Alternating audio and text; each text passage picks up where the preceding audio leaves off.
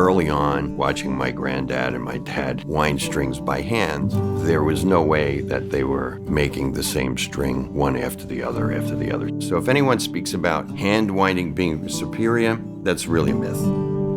I'm out on tour with touring for the Atlas Underground record, and I've traveled for a lean and mean way. This is my long time ago Telecaster that I needed when I learned how to do sort of grunge tuning, which was drop D tuning, I needed a guitar to do it. At the time I only had like locking nut machines like this, and so I traded my roommate at the time. He had this Telecaster and I had a 50-watt Marshall head, so we made an even swap, and from that day forward I started doing the drop D tuning.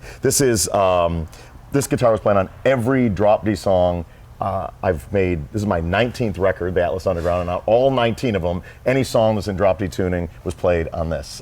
Some of your heaviest riffs, Cochise, Freedom, Killing a Name, people associate being those the heaviest things. Yeah, single coil. Well, it's guitar. all single coil. Just kind of like Page style. Exactly. That's the thing, is like to play. And it's one of the things that I think made both Rage, Audioslave, and my riffs, wherever they occurred, heavy in a different way, in that kind of Jimmy Page way where they're springier and they're funkier and they make the 50,000 people jump up and down more than just sort of a more traditional metal, super metal, double humbucker scene. So this guitar, for example, has we can take you through it. There's not much to it. It's like it's fully stocked. I put some stickers on it. It's it allowed me to do a number of things, like for example, the riff "Killing the Name" was played on this guitar, and it just, when you do the drop D tuning, it just sort of reconfigures the fretboard in a way and makes you think differently. The dots, where the dots are, you put your finger on a dot, it sounds different when it's drop D. Yeah. So I was actually giving a guitar lesson to a fairly accomplished Hollywood guitar player. This is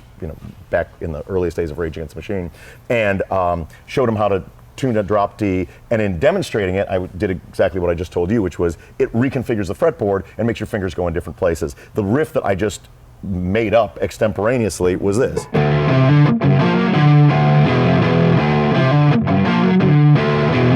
I said, hold on one second. I got my little Radio Shack tape recorder, pressed record on it, tucked it away, continued the lesson, then brought that into Rage rehearsal the next day.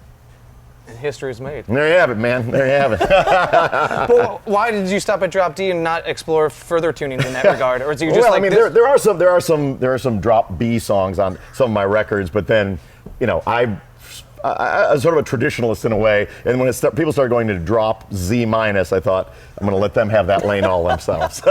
Stay in your lane. Yeah. And what strings do you typically use? I have 10s on this to give it a little bit, help it stay in tune. Okay. With the drop D stuff. There's 10s on, always 10s on this one, and it still gives it enough, bendability up there, and to be able to kind of be slinky and dexterous while at the same time holding down here.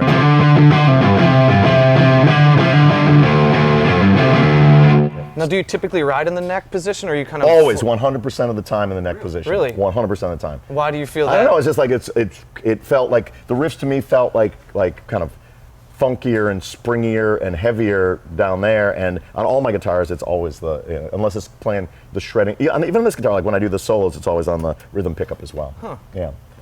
Force of habit. Yeah.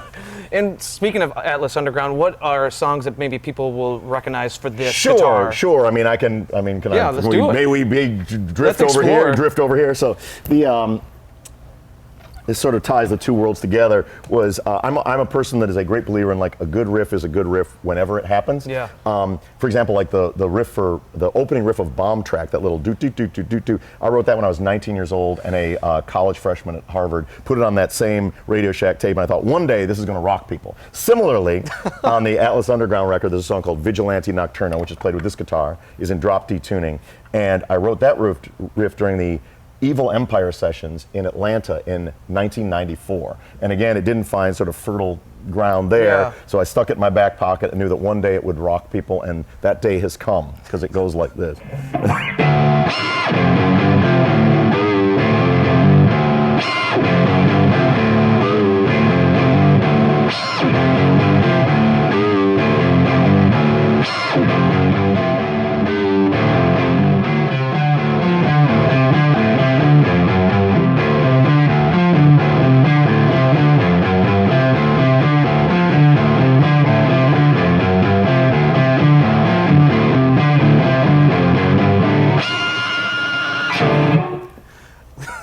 it definitely rocks.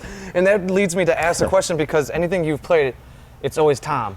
It's always, no matter what band or kind of, your voice comes out. So how, using the guitars that we've associated with you for years, how have you found and continue to foster your voice? Yeah, I mean, I think part of it was sort of being true to myself, and like I love riff rock, sort of, but the riff rock of less so of kind of the Metallicas and the Sepulturas, and more so of the Jimmy Page and the Tony Iommis and the Deep Purples, the Ritchie Blackmores. Like, those riffs were the ones that really spoke to me. So my playing is, I think it's threefold. One, it's that kind of riffage, that sort of 70s riffage, heavy single note pentatonic bass riffage. The second part is, I practice for 8 hours a day for a lot of years, so I have kind of the technique under my fingers.